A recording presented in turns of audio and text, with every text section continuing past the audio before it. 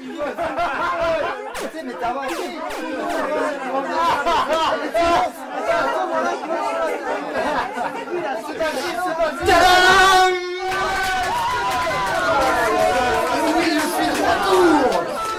Monsieur, vous étiez où? On vous a vu à la télé. Oui, j'ai eu quelques petits soucis qui ont fait que j'ai pas pu poursuivre l'enseignement, mais cette fois-ci, je suis là et croyez-moi, je reste.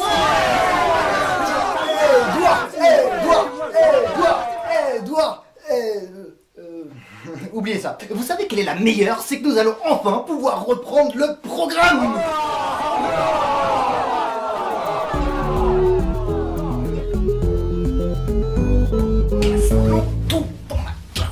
Vous allez bien, monsieur? Ça peut pas aller mieux, Maxime. On l'avait déjà un petit peu survolé, mais aujourd'hui on attaque plus précisément les débuts du point and click. Souvenez-vous, lorsque nous en étions encore au jeu d'aventure, nous avions étudié Déjà Vu, où nous y interagissions avec la souris pour y résoudre les énigmes, même si le texte avait encore une large place au sein du jeu. On cite donc bien plus souvent Maniac Mansion comme représentant de la naissance du point and click. L'image prend la partie la plus importante de l'écran, les dialogues, eux, se déroulent en direct, un petit peu à la manière d'une bande dessinée. L'action y est donc bien plus fluide, sans oublier le moteur Scum qui nous propose diverses actions afin d'interagir avec l'environnement. Eh bien vous savez que j'aime bien ça, commençons tranquillement par deux petits jeux français. Le manoir de Morterville est composé de synthèse vocale. Véritable prouesse technique pour l'époque, vous y incarnez Jérôme à la recherche de son amie Julia mystérieusement disparue. Il s'agit d'un huis clos classique avec main suspect qu'il vous faudra interroger tout en fouillant les moindres recoins à la recherche d'éventuels indices. La navigation est permise via des menus déroulants et vous le constatez, on a un large choix d'actions, ce qui complexifie tout de même pas mal l'interaction. Alain Bréjon et Patrick Beaujoin vont réaliser un jeu très sympathique avec Le Passager du Temps. On regrettera peut-être l'approche très textuelle du titre, oubliez les menus déroulants ou les actions à choisir ici. Comme au bon vieux temps, on écrit l'action que nous comptons mener, ce qui nécessite souvent un vocabulaire très précis. Heureusement, un personnage nous accompagne tout le long du titre, un chat qui nous donne de nombreux indices et qui n'hésite pas à balancer 2 ou 3 blagues. Je vous accorde que le jeu a bien vieilli, mais en 1987, il s'agissait d'un très bon titre français. Monsieur, vous êtes vraiment chauvin. Oh, c'est normal qu'on parle aussi du jeu bien de chez nous. On va enchaîner avec LucasArts, encore appelé à cette époque-là Lucasfilm Games. Il s'agit assez simplement de la société fondée par George Lucas, le réalisateur de Star Wars, pour le jeu vidéo. Et il est vrai qu'elle va rapidement se concentrer sur le jeu d'aventure qu'elle révolutionne dans un premier temps avec Maniac Mansion. Et bien en 1988, Zak McKracken reprend exactement le même moteur graphique et le même système de jeu. Il est vrai que cela s'avère à des années-lumière de nos pauvres petits jeux textuels français. Nous devrons aider Zak, reporter, et ses 3 amis à empêcher une invasion extraterrestre. Puis arrive 2 années plus tard, probablement le plus célèbre de la série, Monkey Island. On y incarne Guybrush Threepwood qui ne rêve que d'une chose, devenir un véritable pirate. Pour cela, il lui faudra résoudre 3 épreuves totalement farfelues, ce qui l'amènera à rencontrer Hélène Marley qui se fera enlever par le pirate fantôme LeChuck, qui l'emmènera sur l'île des singes dont personne ne semble connaître l'emplacement. Il vous faudra donc retrouver la belle à la suite de maintes aventures et énigmes. Tout comme Zak McKracken, le jeu est bourré d'humour. L'une des séquences les plus célèbres reste ces duels d'épée où il nous faut déstabiliser l'adversaire à coups de réparties verbales sanglantes. Loom se détache quelque peu des autres productions, l'humour est laissé de côté au profit d'une aventure un peu plus fantastique. De plus, nous oublions le système d'action à utiliser sur le décor. Ici, nous sommes munis d'un bâton magique. Au fil de notre aventure, nous apprenons différentes notes de musique. En jouant celles-ci dans un certain ordre, elles forment un sort, et c'est ceux-ci qui nous permettent de résoudre les énigmes. Le jeu procure donc un aspect très poétique puisqu'il repose en partie sur la musique. Je garde le béret et la baguette parce que je vais revenir à des jeux français. C'est pas juste pour placer un cocorico, cette société, Delphine Software, a eu un véritable impact dans le jeu d'aventure. Avec les voyageurs du temps, il faudra sauver l'humanité d'une invasion d'extraterrestres en incarnant un simple laveur de carreaux. Et oui, le jeu démarre assez simplement, mais vous conduira assez vite dans une aventure palpitante. Ici, un simple clic gauche permet de se déplacer, tandis que le clic droit fait apparaître la liste d'actions. Oui, on s'inspire clairement des titres de Lucas LucasArts. Grâce aux scènes scriptées munies de nombreux dialogues, l'aventure acquiert une certaine richesse scénaristique, même si nous avons toujours la présence d'un narrateur décrivant certaines actions héritage des jeux textuels.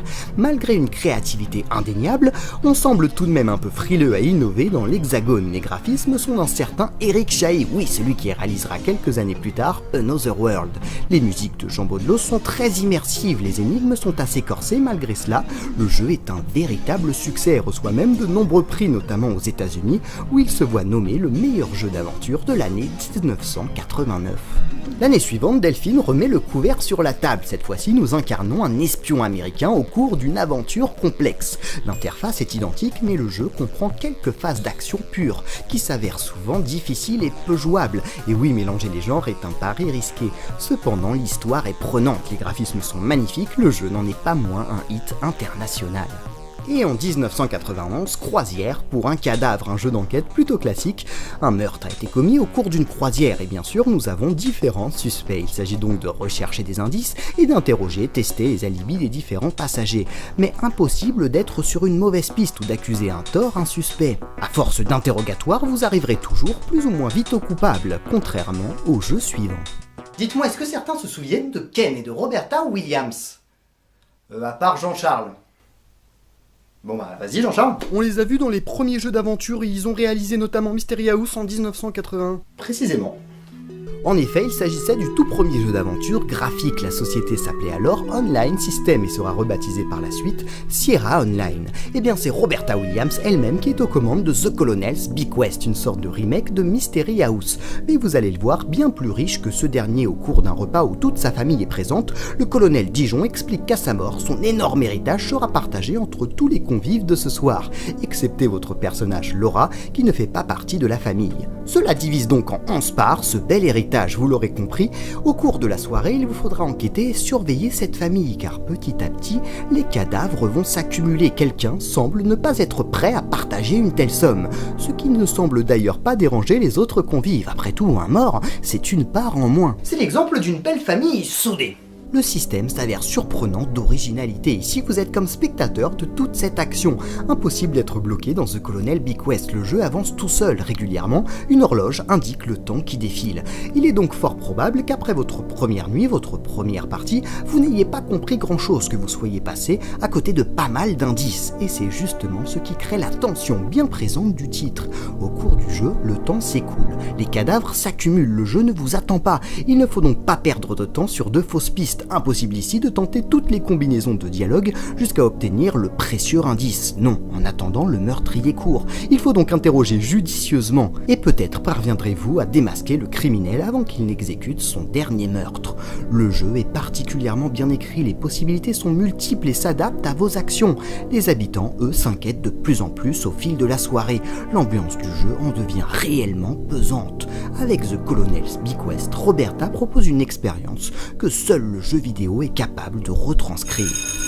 Et cette fois-ci, le gong est là, on arrive à la fin du cours. Monsieur, vous ne refaites pas le coup de disparaître demain, hein? Non, cette fois-ci c'est sûr, je reste. Mais simplement, s'il vous plaît, pensez à vous couper les ongles de pied. Parce que sinon, dans les chaussures, ça accroche. C'est pas forcément très agréable. Bon, merci à tous. Je vous dis à demain cette fois, hein. Oui, je serai là. Allez. Monsieur le recteur!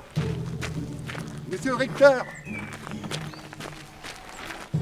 Excellente nouvelle. Quoi encore? Le professeur Édouard a repris sa classe. Il est guéri. Comme ça, du jour au lendemain? Oui. Enfin non, il va encore très très mal. Il s'en sortira sûrement jamais. Mais il a eu le courage de revenir enseigner. Oh.